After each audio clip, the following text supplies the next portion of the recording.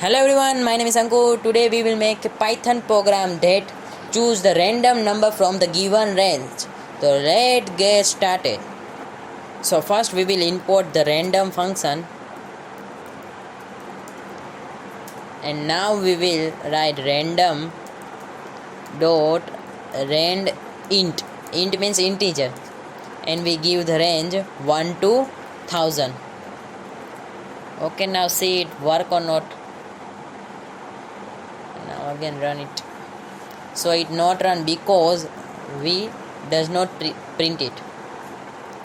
So we write print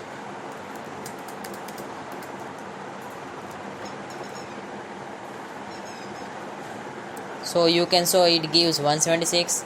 Now again we run it, so it gives 878. Now we run it, it gives random number. If you like this video, then please subscribe my channel. Thank you.